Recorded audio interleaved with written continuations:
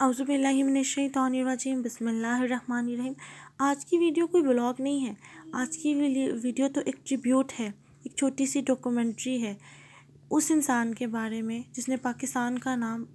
بہت روشن کیا، اونچائیوں پہ روشن کیا، جو شاید اپنی زندگی میں اتنے مشہور نہیں ہو سکے، بلکہ جتنا ان کے جانے کے بعد ان کے لیے قوم نے دعائیں کی اور ان کو یاد کیا۔ جی ہاں، آپ نے صحیح پہچانا، ٹائٹل سے بھی آپ نے دیکھ لیا ہوگا، میں علی زید پارہ کی بات کر رہی ہوں، جو کہ 5 فیبرری 2021 کو اپنی K2 کی کمپین میں جو ہے وہ لاسٹ ہو گئے تھے۔ اور اس کمپین کے بارے میں زیادہ میں بات نہیں کروں گی کیونکہ بہت زیادہ لوگ آپ میں سے جانتے ہیں اس بارے میں، لیکن K2 کو سر کرنا سردیوں میں بہت مشکل ہے۔ K2 پاکستان کی شان ہے، دنیا کا دوسرا بڑا پہاڑ ہے، اور ان ٹرمز آف ہائکنگ یہ ماؤنٹین ایوریسٹ سے بھی زیادہ مشکل ہے اس کو سر کرنا، کیونکہ اس کی جو اسٹیپ سلوپ ہے اور اس کے علاوہ بھی جس طرح کی ریجن میں ہے اور جو اس کی شیپ ہے اس حساب سے اس کو سر کرنا بہت مشکل ہے، اور ہر دنیا کا بڑا ماؤنٹینئر اس کو سر کرنے کی خواہش رکھتا ہے۔ ویسے تو محمد علی زید پارہ 2018 میں اس کو سر کر چکے تھے، لیکن یہ ان کا مشن تھا سردیوں میں اس کو سر کرنا، جو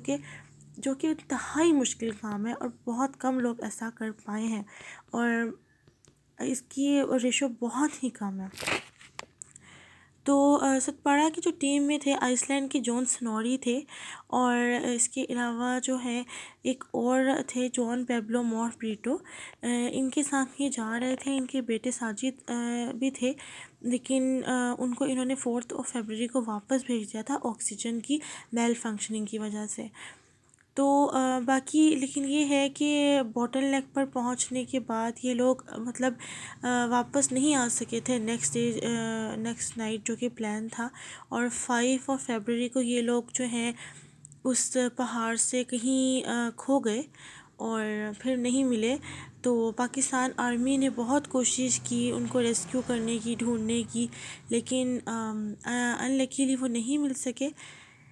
ساری تکلیف کے بعد میں ایک بات ہے کہ محمد علی زید پارہ کو جس پہاڑ سے بہت پیار تھا، اسی پہاڑ کو ہی ان کی جو ہے وہ فائنل ڈیسٹینیشن کہا جا رہا ہے، باقی تو اللہ پاک کی ذات بہتر جانتی ہے۔ یہ ویڈیو میں نے اس واقعے کے بارے میں نہیں، بلکہ اس قومی ہیرو کی جو کنٹریبیوشن رہی ہے پاکستان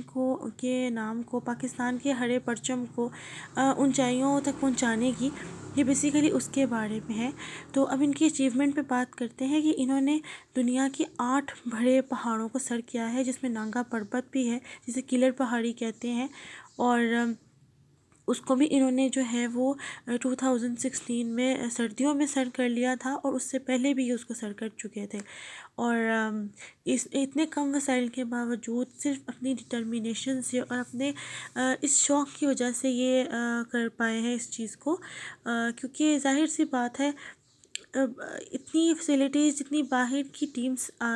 کے ساتھ اس پریپریشن کے ساتھ آتے ہیں شاید یہ اتنی اویل نہ کر سکے ہوں، لیکن اس کے باوجود بھی ان کی ہمت کو، ان کی کریج کو داد دینی چاہیے۔ تو آپ سب سے ریکویسٹ ہے کہ ان کے لیے جو ہے ایک بار سورۃ فاتحہ پڑھ کر دعا کر دیجیے گا، اور ان کو ہمیشہ یاد رکھیے گا، اور لیجنڈز کبھی نہیں مرتے، وہ اپنی قوم کے، اپنے لوگوں کے دلوں میں ہمیشہ یاد رہتے ہیں۔ اور یہی بات تھی کہ یہ ایسا نہیں تھا کہ K2 کو بھی وہ سر نہیں، K2 2018 میں سر کر چکے ہیں، لیکن سردیوں میں سر کرنا میں نے آپ کو بتایا بہت مشکل تھا، اور یہی شاید وجہ تھی کہ وہ نہیں کر پائے اور وہاں سے مسنگ ہو گئے، کیونکہ اب اتنے دن گزر چکے ہیں اور آرمی اور قومی نے بھی فائنلی ان کو ڈکلیئر کر دیا۔ تو یہی تھا، اللہ حافظ۔